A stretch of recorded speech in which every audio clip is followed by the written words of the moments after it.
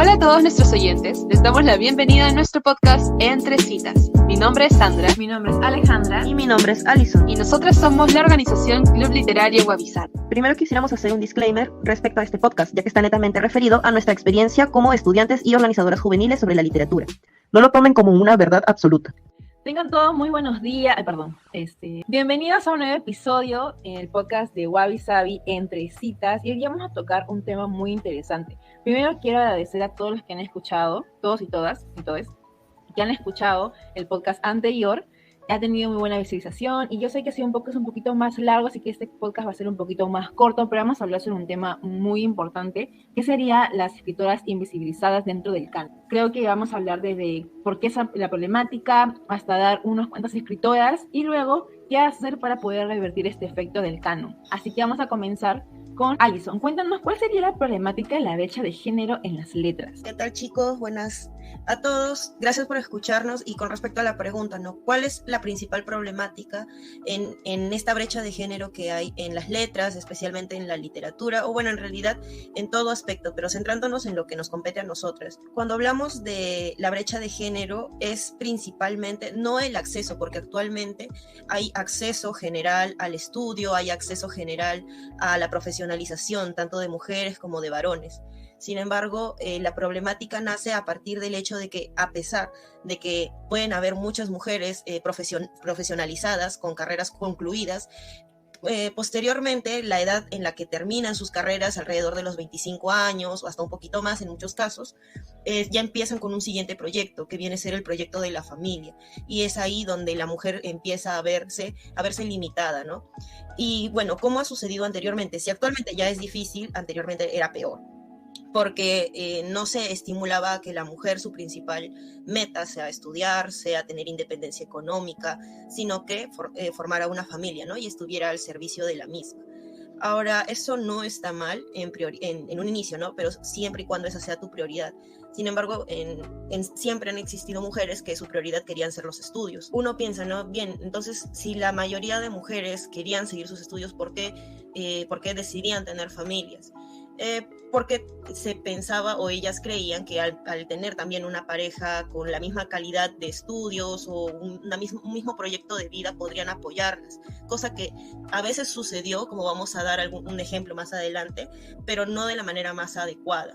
Y lo otro también es el hecho de que cuando la mujer intenta tener estudios o abocarse a ciertas carreras más ligadas a las letras, es que se ve con un estigma mucho mayor. ¿Por qué? Porque usualmente se piensa que las letras no son ciencia, no son algo de provecho a la sociedad de manera material, pero sí hay un aporte a la cultura en el aspecto justamente intelectual, ¿no? Más que nada sobre reflexión, sobre estudios culturales, etc. Y en ese caso, además de ya ser mujer que intenta estudiar, lo segundo vendría a ser estudiar una carrera o tener una profesión que no da un beneficio directo a la sociedad. Entonces se ve doblemente juzgada, ¿no? En este aspecto. Respecto a la literatura en específico, sucedía algo particular, y es que cuando una mujer escribe, se piensa que lo que escribe es su vida personal.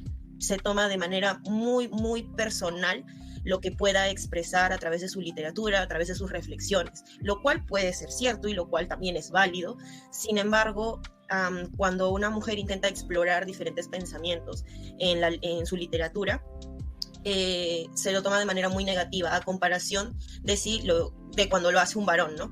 Porque el varón, pues, como ha sucedido en muchos casos, que expresa en su poesía claras expresiones de forzar a una persona a amarlo o inclusive a tener relaciones sexuales, ¿no? Y lo decora tan bien que uno dice, es un poema de amor, pero luego lo relees y lo relees y lo relees y te das cuenta que realmente está manipulando a la otra persona, ¿no? Entonces ahí nadie le juzga, y hasta actualmente recién se ha hecho esa crítica en donde no es ficción lo que se está narrando, sino que realmente los escritores están poniendo en sus propias palabras, decoradas obviamente, situaciones de violencia. Pero si una mujer ponía simplemente que quería ser libre, o que no quería formar una familia, o cuestionaba la maternidad, cuestionaba el rol de la mujer, o algo tan simple como expresar su sexualidad, sus deseos sexuales en sus poemas, en sus novelas, era profundamente juzgada. Por eso también justamente surge lo del anonimato, porque era preferible de alguna manera, ¿no?, sacar lo que tienes dentro, explorar tu creatividad, pero no ser reconocida por ello,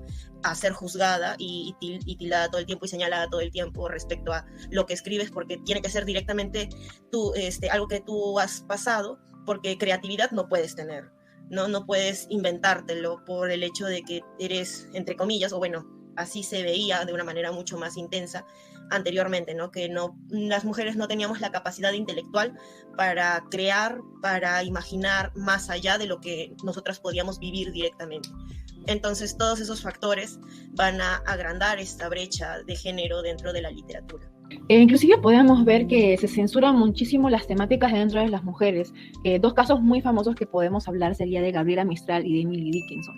Y eso que son autoras, poetas muy conocidas actualmente. O sea, ¿quién no conoce a Emily Dickinson y Gabriela Mistral? Sin embargo, hay temáticas que lamentablemente el canon universal, y el canon chileno, el canon estadounidense, lo censuran. ¿Por qué? Porque ambas escritoras eran lesbianas. Inclusive se dice de que el canon estadounidense ha modificado, la verdad es que no se dice, es algo ya confirmado, ha modificado la biografía de Emily Dickinson, ha modificado inclusive sus propios familiares de Emily Dickinson, toda su poesía.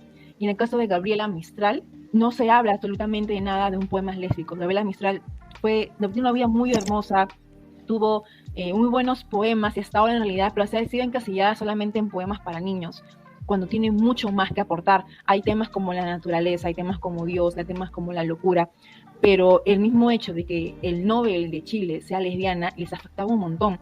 Tenía un libro llamado Niña Errante, que es una recopilación de las cartas que le daba a su amante en ese momento, llamado Doris Dana, y el cual el editor de este libro no pone absolutamente nada de lo respecto de lo que contiene el libro dentro del prólogo, y fue sumamente criticado, ya que al momento de publicarlo todo el mundo se lleva a la sorpresa de que sí, el Nobel de Chile era lesbiana, y que para ellos era una noticia muy grande. ¿Cómo iba a ser eso posible? Al igual con Emily Dickinson, hasta ahora se sigue negando que Emily Dickinson no tuvo una relación con Susan Gilbert, que era su cuñada. Muchas personas inclusive dicen que ha sido muy cercana a su familia, cuando es totalmente mentira. Sus poemas hablan mucho del trauma familiar, hablan mucho sobre el amor lésbico. Son estos temas y que se han silenciado y solamente han agarrado a estas autoras tan grandes a encasillarlas. A Emily Dickinson con lo que sería la mujer virginal que se quedó encerrada, y hablar solamente de naturaleza, cuando dentro de que ella supuestamente le gustaban la botánica en general, lo cual es cierto, pero dentro de esa escritura respecto de la naturaleza hablaba mucho sobre sexualidad femenina, y eso no se investiga. Recién en los años 70 empezó a cuestionarse todo ello, al igual que Gabriela Mistral en los años 80, se empezó a cuestionar su literatura. Y es muy triste, además, un pequeño dato nada más, cómo es que Gabriela Mistral jamás escribe algo lésbico, porque ella sabía totalmente de que iba a ser condenada. Y lamentablemente ella, dentro de su cosmovisión, tenía implantado de que la mujer era una entrega hacia el hombre, pero una entrega resignada, una entrega frustrada, ya que para ella los hombres no deben, la mujer era el centro de lo que sería el mundo, pero que lamentablemente estaba designada a lo que sería hacia el hombre, hacia la salvación del hombre. Así que podemos ver que los distintos canos han silenciado, si han silenciado estas dos grandes, no me imagino cuántas más.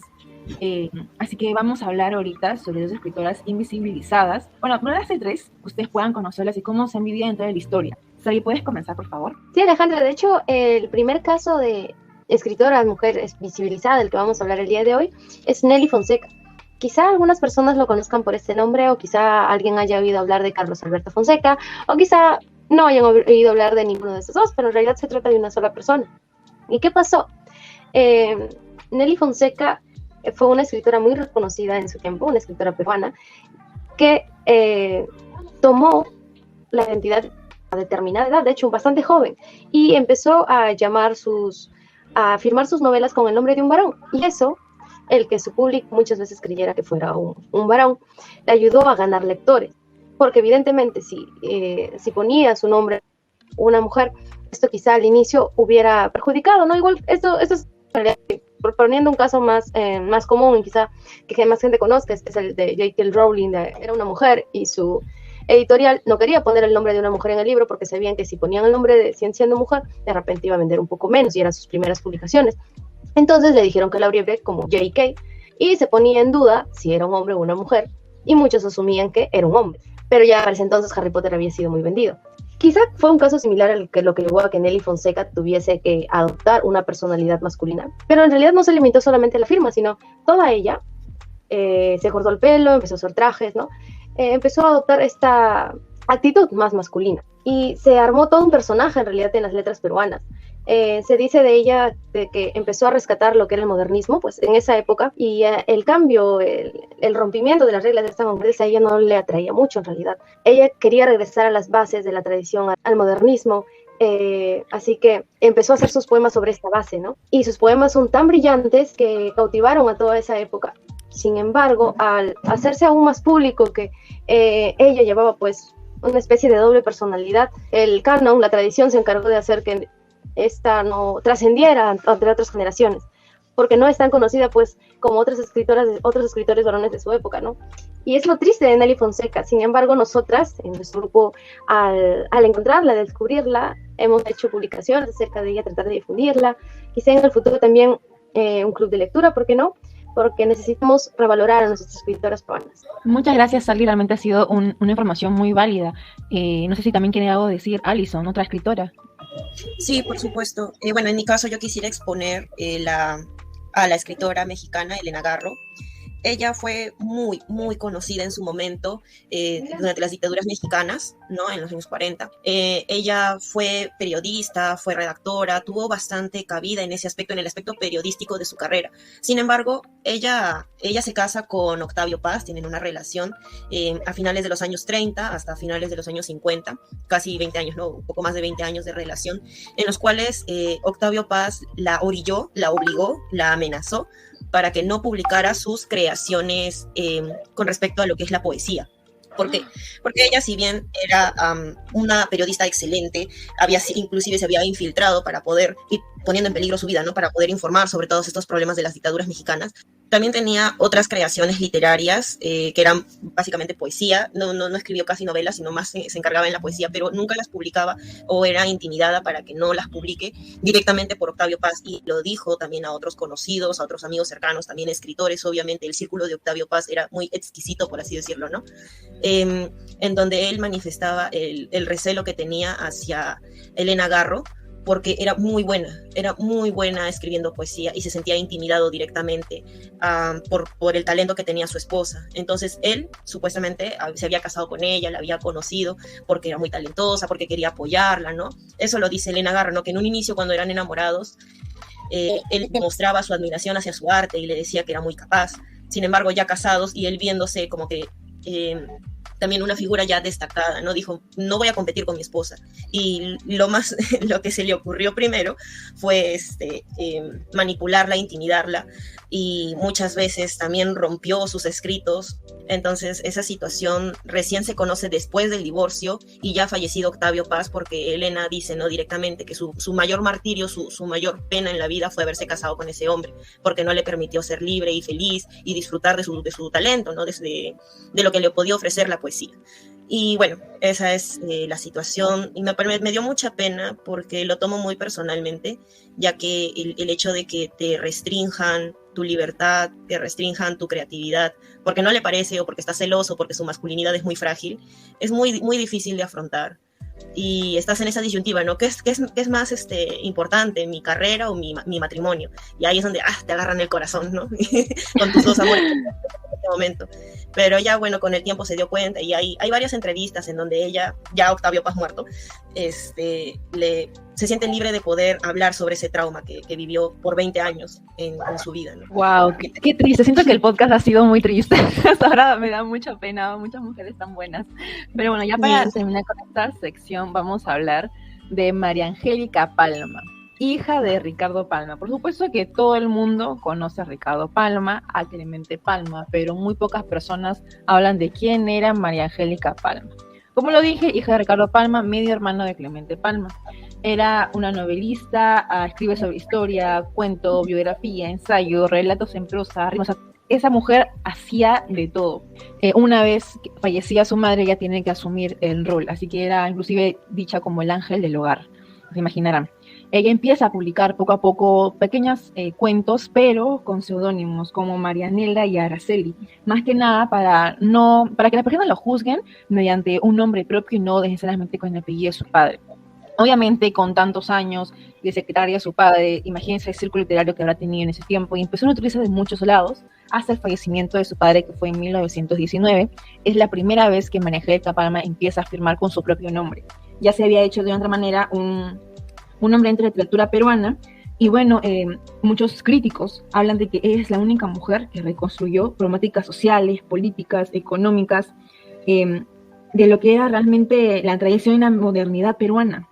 O sea, hacía esa mujer de todo, pero obviamente no ha sido reconocida con los años. Ella empezó a ir con aventuras literarias, con Clorinda Mato de Torner, Mercedes Cabello, y inclusive una escritora peruana llamada Giovanna Polarolo hace este pequeño comentario, pues, ¿no?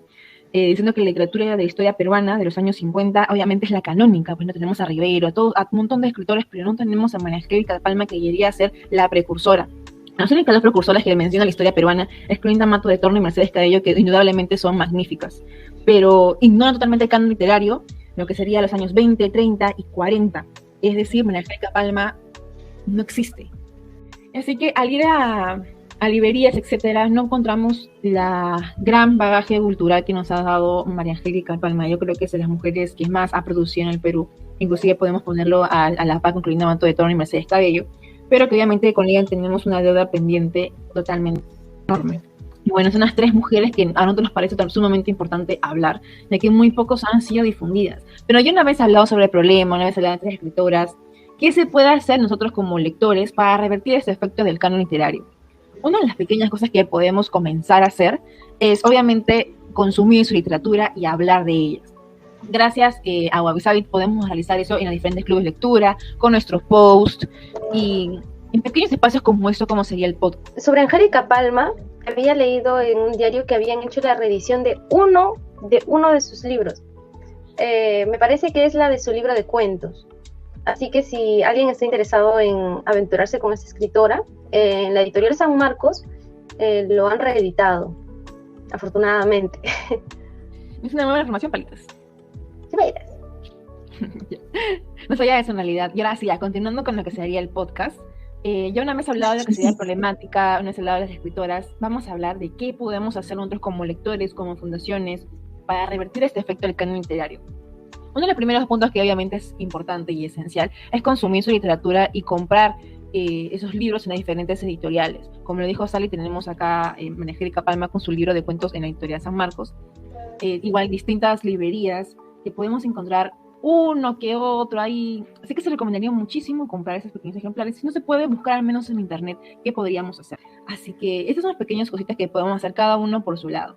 Así que no sé qué otro punto nos puedes tocar, Alison, para revertir este efecto. Bueno, yo creo que otra acción más directa y más inmediata también es que hablemos con nuestros conocidos, nuestros familiares, ¿no? Sobre las nuevas autoras que vamos descubriendo, bueno, las anteriores que hay que revalorarlas y también las actuales, ¿no? Porque así como anteriormente no se ha valorado a las escritoras en su momento, actualmente se sigue perpetuando eso en menor, mayor medida. Uno puede tener discusiones sobre eso, pero hay igualmente hasta ahora una clara diferencia en cómo se difunde, en las estrategias que se usan para difundir la literatura escrita por varones y la diferencia que hay con la literatura escrita por mujeres. En ese caso, ¿no? También apoyar a nuestras amigas que son escritoras, que están intentando sacar adelante sus proyectos, siempre estar apoyando algo más directo, algo más personal, que uno piensa que capaz no puede impactar tanto como podría ser, no sé, armar un evento grande o tener una organización que se dedica a eso, pero desde nuestro propio espacio podemos crear las condiciones para que otras personas también se motiven a seguir haciendo eso. Y si nosotras motivamos a 2, 3 personas, ellas también motivan a otras 2, 3 personas y así va creciendo la cadena, ¿no? Y eso es muy importante. Muchas gracias, Alison, por tu acotación. Y no sé qué podría decirnos Sally. Ya otra de las cosas que se podría hacer para revertir esta situación, más desde el ámbito académico universitario, es hacer investigación sobre estas escritoras, quizá investigarlas para tesis, investigarlas para trabajos finales de ciclo, ¿no? Y no hacer el clásico trabajo de investigación acerca de María Tegui por 10ª vez, o de Arguedas. de Vallejo. Pero sí, o sea, revalorizar y rescatar escritoras del pasado es algo muy importante, ¿no? Los trabajos de investigación, también quizá un trabajo de investigación interesante sería ver cómo está la situación actual, ¿no? Entre la brecha entre varones y mujeres en el ámbito literario o en el ámbito de la difusión de la cultura, ¿no? Entonces, trabajar nosotros en investigaciones va a posicionar a ciertas escritoras que quizá antes no se conocían en un ámbito en el que se puede valorizar, como después en el ámbito de la universidad, ¿no? Entonces, insto a compañeras o compañeros que quieran investigar un poco más sobre esto, a ponerlos en sus trabajos finales para que sus profesores también lo vean. Profesor, aquí está Angélica Paz. Creo que es igual importante decir de que sí, es importante leer, ni siquiera importante, como que ya los escritores más conocidos, bueno, ya, permítanse en los primeros años para acercarse de otra manera a la literatura. Pero si te vas a quedar solamente con eso, ¿de qué estamos hablando? Tienes que ver más, tienes que ver qué otra escritora hay, qué otros temas también pueden ser importantes, y no solamente juzgarlo, es mujer, hablar sobre esto. No, chicos y chicas, chiques, hay que ver un poquito más allá. Inclusive yo en mi actualidad no leo ya ningún escritor dentro del canon porque ya me harté de los temas, para ser sincera, y simplemente estoy dedicando a leer a escritoras mujeres para ver qué tal, y no, como no los tengo en físico, los pongo por internet y empiezo a leer por internet para disfrutar más que nada de literatura. Así que sin nada más que decir, dejamos terminar el podcast nuevamente. Muchísimas gracias por escucharnos. Ha sido un muy buen podcast, corto en realidad, pero muy nutritivo, creo yo. Y bueno, y muy sensible. Muy sensible, creo que ha sido un podcast más triste que hemos hecho en Wabi Sabi, al conocer tantas historias de tantas mujeres que han sido invisibilizadas, que siguen invisibilizadas, pero gracias a Wabi Sabi podemos conocerlas un poquito más. Así que ya saben, pueden seguir por redes sociales, tanto Instagram como @wabi.sabi.lit, en TikTok como @wabisabi.lit, ahí ya tenemos un poquito más de trends, etcétera, pero igual es muy informativo. En Facebook también, como Club Literario Wabi Sabi, y bueno, en podcast, tanto lo que sería en YouTube como en Spotify. Así que ya nos estaremos viendo la próxima semana para un nuevo podcast. Si cualquier pregunta o cualquier tema que se quieren sugerir, nos pueden escribir en nuestras redes sociales y nos podemos conversar por ahí. Muchas gracias, chicos y chicas y chiques. Hasta la próxima. Chicas, Nos queremos mucho. Gracias. Chao.